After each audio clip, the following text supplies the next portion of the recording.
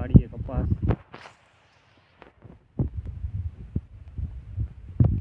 ખેતી કરતા કરતા જો આંબા વાવ્યા છે.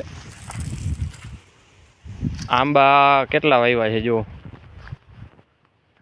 એટલે આંબા છે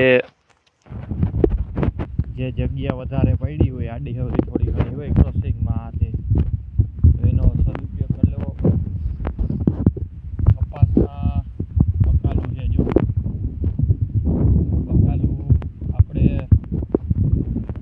માથીને દવાવાળું ઓલું લઈ એના કરતાં થોડું ઘણું ક્યાંક જગ્યા હોય ના હોય આવી રીતે વચમાં બકાલું વાવી શકીએ અને શુદ્ધ અને ચોખ્ખું બકાલું ઘરનું આપણે ખાઈએ તો એનો ફાયદો થાય.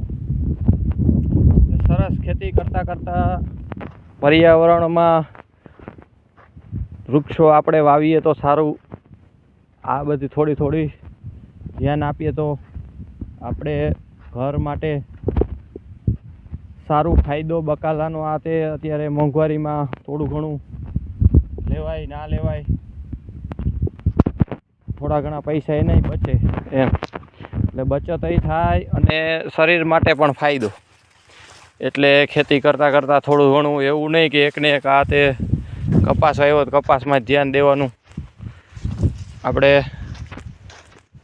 બકાલાનું કોઈ વૃક્ષ આપણે આડાહોરા વાવી શકીએ ક્યાંય જગ્યા હોય આ તે, એ રીતના આપણે સદુપયોગ કરવાનો. કપાસ જોવો હવે આને ભાદરવા મહિનાનો તડકો લાગ્યો છે એટલે હવે થોડું આને પાંદડા જુઓ તમે કેવા થઈ ગયા છે. પાણીની જરૂર છે, પાણી પાવું જોઈએ. હજી આને પારા ચડાવવાના બાકી છે. રા પાકીને પછી જો કપાસ જો નાળિયેરી પણ છે, આંબા છે, બકાલું વાવેલું છે.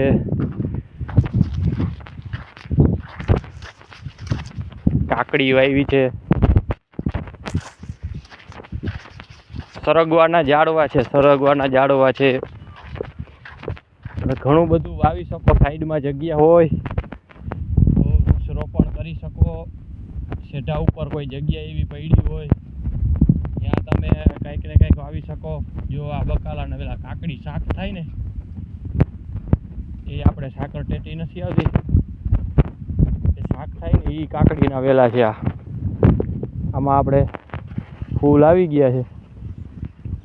એટલે જો આ જો અહીંયા પાછળ પારો ચડાવેલો હતો, પારા ચડાવેલો હતો ને એમાં આ વેલા વાવી દીધા. જો એટલે કેવો જગ્યાનો સદુપયોગ થઈ ગયો.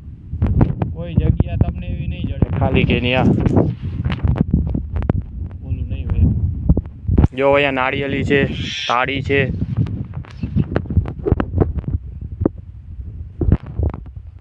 કપાસમાં વચમાં બકાલું એકાદો પાટલો હોય સાઈડનો હેઠામાં તો એમાં બકાલું વાવી શકો. હેઠા ઉપર કોઈ એવા ઝાડવા વાવી દેવા જે ફાયદો કરે શરીરને. શાક સરગવાનું શાક કરો તો એ તમને ફાયદો કરે. એવી રીતના અનેક નાળિયેરીના થોડાક ઝાડવા, એટલે એક વાડીનો એક આખું એક રધી જ આખી અલગ આવી જાય. આ બધું કરીએ તો પર્યાવરણને ફાયદો, આપણે પણ છાંયો મળે વૃક્ષનો અને ફળ પણ મળે. ફળથી પણ આપણા શરીરને આરોગ્ય મળે. કોઈ પણ વિષયમાં તમે વિચારો એટલે તમને ક્યાંક ને ક્યાંક કાંઈક ને કાંઈક તમે એમાં ફેરફાર કરી શકો. એમ કાંઈક ને કાંઈક શરીરને ફાયદો થાય, પર્યાવરણને ફાયદો થાય એવું કરીએ. જય માતાજી, જય વિંધ્યવાસિનીમાં.